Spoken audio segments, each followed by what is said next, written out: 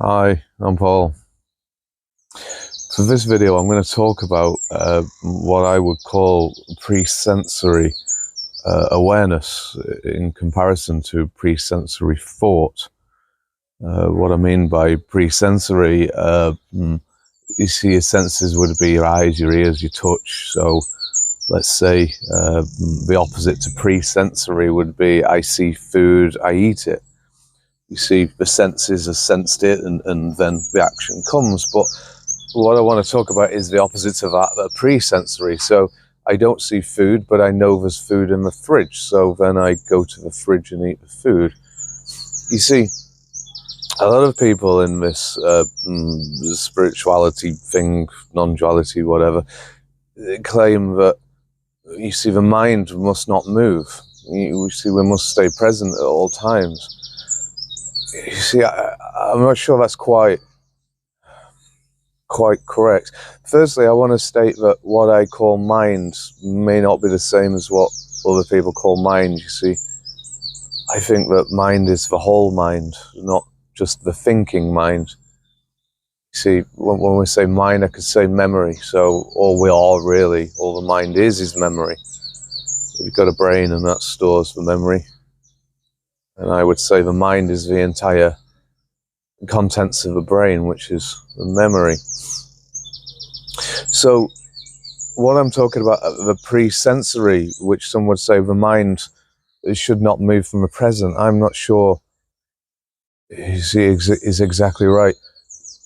You see, if we look at animals, you could say that an animal would have a pre-sensory awareness of some sort.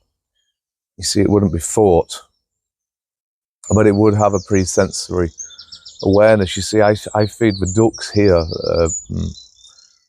some seeds. You see, there's a lake just a little bit further along, and the ducks quite often go on that lake, but they know that if you come here, then they'll get fed. So you seem to be aware that they can come here and there's food.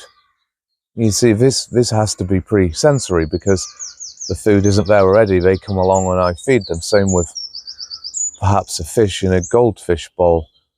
You see, if you feed the fish at 5 o'clock every day, then the fish will get used to 5 o'clock coming and perhaps go to the top of a fish bowl. You see, this, I would say, would be pre-sensory. You see, even in an animal, and we can pretty safely say, I would say, that animals don't have a duality. They don't have a personality like what we do. But it does seem that the mind can make predictions in an animal, you see, even without thought. So then perhaps we could say that our minds would also do the same. You see, we could have pre-sensory awareness. But you see, the question is this thought? You see, I'm not so sure if it is. In fact, a question comes to mind. Is thought a pre-sensory prediction maker, let's say? You see, I don't really know whether it is. You see, I can have a pre-sensory, let's say, awareness. I know there's food in the fridge, so I go to the fridge and eat it. Does that take thought? You see, I know there's, let's say, a spoon in the drawer or a fork in the drawer. I go to the drawer and I take the spoon out. Does that need thought? You see, I don't think it does. But then let's say perhaps I'm not sure if there's a spoon in the drawer. Perhaps they're all in the dishwasher. You see, then in my mind I would question, and this would be where thought comes in. I think I need a spoon, and I say in my head, is there any in the drawer, or are they in the dishwasher? You see, it seems that thought only comes in a contradiction. You see, when we're not too sure and we have to make decisions, then it seems that we use thought. But is that thought actually making a prediction? I think it's more just making a decision on perhaps prediction, but the prediction would already possibly be there. Perhaps if you just paused for a moment without thought and then come to the conclusion that you used the last spoon yesterday in the drawer and therefore the rest must be in the dishwasher. You see, what I'm saying is I don't think that thought is actually a pre-sensory prediction. I don't think that it predicts. I think it just creates options and then discusses the options. So then we could say that the pre-sensory awareness must be something other than thought. Like I say, I want a spoon and I go to the drawer. I already know that it's in the drawer, so therefore thought doesn't need to come in. But there had to be a movement of mind. So we could say that I'm using memory. Memory says to me, spoon, drawer. That's how it's always been. So therefore, there's still a movement in memory. I'm still using memory, but there's no thought. So what some people say is we need to end memory, perhaps, or end thought. You see, some people say that thought is memory. You see, I think that thought is memory, but memory isn't thought. You see, you can't have a thought without a memory. It's not possible. But I think you can, I don't know, maybe not have a memory, but use memory and not have a thought. So then we could say that perhaps there's something else that can use or make predictions using memory that doesn't contain thought.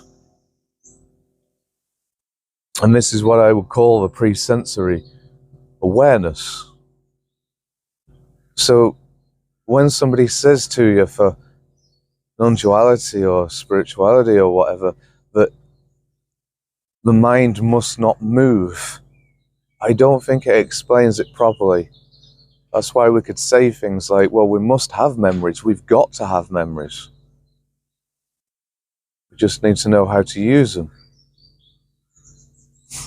and not project from thought into the future. So in a sense, we're saying we can take a memory, and as long as a memory comes into the present and doesn't project into the future, then it's not a movement of thought.